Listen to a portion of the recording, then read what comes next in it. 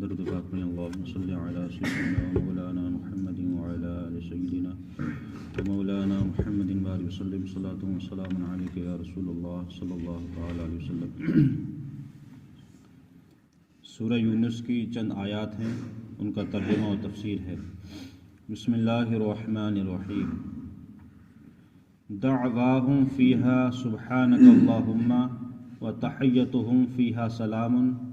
وآخر دعواہم ان الحمد للہ رب العالمین۔ رب ارشاد فرماتا ہے کہ ان کی دعا اس میں یہ ہوگی کہ اللہ تجھے پاکی ہے، اور ان کے ملتے وقت خوشی کا پہلا بول سلام ہے، اور ان کی دعا کا خاتمہ یہ ہے کہ سب خوبیاں سراہا اللہ جو رب ہے سارے جہان کا۔ اس کی تفسیر یہ ہے کہ جب جنتی جنت میں چلے جائیں گے اور آپس میں جب ملاقات کریں گے جنتی ایک دوسرے سے، تو سب سے پہلا ان کا جو بول ہوگا وہ ہوگا سلام،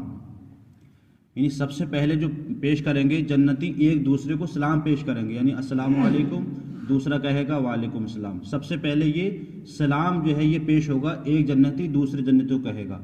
یا اس کی ایک تفسیر یہ ہے کہ فرشتے جو استقبال کے لیے آئیں گے جنتیوں کے لیے، تو فرشتے ان کو سلام پیش کریں گے کہ آپ کا استقبال ہے، آپ جنت کے اندر تشریف لائے۔ ایک تفسیر یہ ہے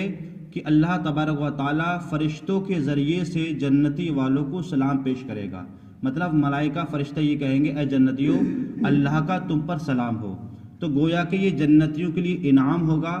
اور آپس میں کیا ہوگا، سب سے پہلے جو بول ہوگا جنتی کے اندر وہ کیا ہوگا، سلام ہوگا۔ تو اسی کے تعلق سے یہ رب نے ارشاد فرمایا کہ سب سے پہلا جو بول ہوگا وہ سلام ہوگا، اور وہاں پر جو تعریف ہوگی وہ صرف اللہ کی تعریف ہوگی، آپس میں ایک دوسرے جو بولیں گے اللہ کی تعریف کریں گے۔ اس کے بعد رب ارشاد فرماتا ہے کہ وَلَوْ يُعَجِّلُ اللَّهُ لِلنَّاسِ الشَّرَّ اسْتِجَاعَهُم بِالْخَيْرِ لَقُضِيَ إِلَيْهِمْ أَجَلُهُمْ فَنَظَرَ الَّذِينَ لَا يَرْجُونَ لِقَاءَنَا فِي طُغْيَانِهِمْ يَعْمَهُونَ۔ اور اگر اللہ لوگوں پر برائی ایسی جلد بھیجتا جیسے وہ بھلائی کی جلدی کرتی ہیں، تو ان کا وعدہ پورا ہو چکا ہوتا، ہم چھوڑتے نہیں انہیں، ہم سے ملنے کی امید نہیں رکھتے، اپنی سرکشی میں بھٹکا کریں۔ اس کی تفسیر یہ ہے کہ جو مکہ کے جو کافر تھے وہ یہ کہتے تھے، ان کا شان نزول یہ تھا کہ جب میرے آقا صلی اللہ علیہ وسلم جب تشریف لائے تھے تو میرے آقا صلی اللہ علیہ وسلم سے فرماتے تھے کہ اگر تم ایمان نہیں لائے تو تم پر جو ہے عذاب ہوگا، اور کل قیامت کی تم پر سختی کی جائیں گی۔ تو کافر حضور سے یہ کہتے تھے کہ اگر ہم پر عذاب آئے گا تو پھر عذاب کیوں نہیں آ رہا ہے، مطلب ہم پر عذاب، اگر آپ کہہ رہے ہیں کہ آپ پر عذاب آئے گا تو پھر ہم پر آگ کیوں نہیں برس رہی ہے، یا ہم پر پتھر کیوں نہیں برس رہے ہیں۔ تو اس کے تعلق سے میرے آقا نے یہ ارشاد فرمایا کہ اگر اللہ کا عذاب تم پر حق ہے تو اس کے لیے تم صبر کرو، یہ نہیں کہ اگر تم نے کوئی گناہ کیا ہے تو فوراً تم پر عذاب آئے گا۔ تم اگر اللہ نے تمہیں مہلت اس لیے دیے، ہو سکتا ہے کہ تم ابھی کافر ہو، بعد میں اللہ تمہیں ہدایت دے، تم ایمان لے آؤ، اور ایسا ہوا کہ بے شمار کافر ایمان لے آئے، اور اگر تم کفر سے بھی نہیں ہٹے تو پھر ایک دن ایسا ہوگا کہ اللہ تعالیٰ جب تم کو موت دے گا، تمہارا حساب و کتاب ہوگا، تو تم پر پھر کیا ہے، جہنم واجب ہو چکی ہوگی، اور جہنم کے عذاب تم پر ہو چکے ہوں گے۔ اور اس کے بعد رب ارشاد فرماتا ہے کہ وَإِذَا مَسَّ الْإِنسَانَ ضُرًّا دَعَانَا لِجَنبِهِ قَاعِدًا أَوْ قَائِمًا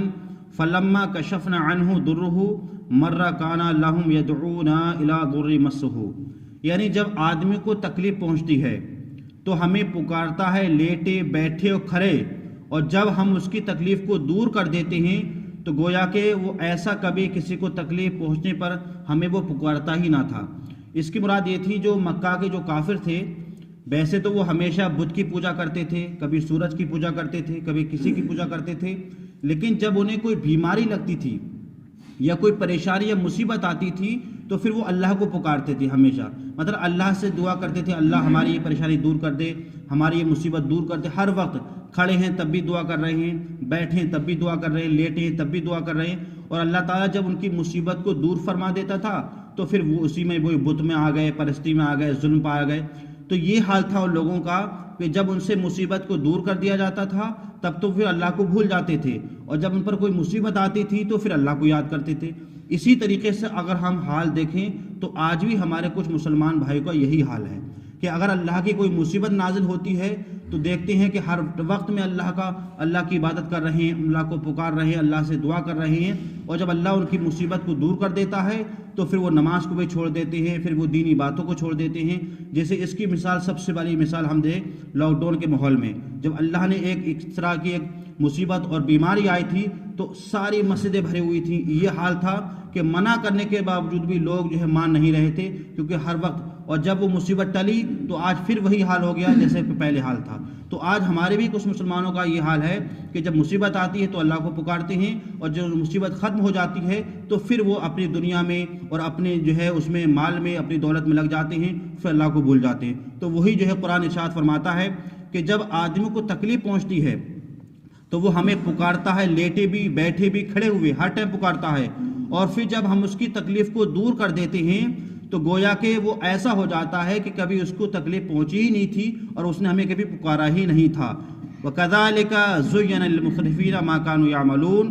اور یوں ہی بھلا کر دکھائیں حد سے بڑھنے والے، مطلب یہ وہ لوگ ہوتے ہیں جو حد سے بڑھنے والے ہوتے ہیں۔ تو گویا کہ اس آیت کریمہ کا نچوڑ یہ ہے کہ ہم پر چاہے اللہ کی مصیبت آئے یا نہ آئے، ہمیں اللہ کا ہر وقت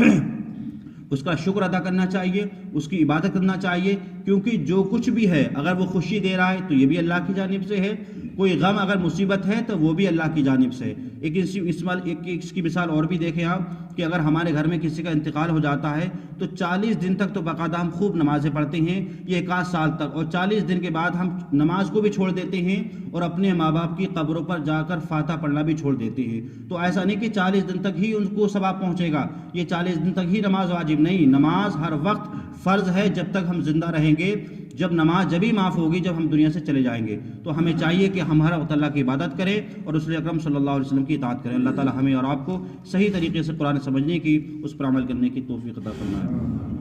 اللہ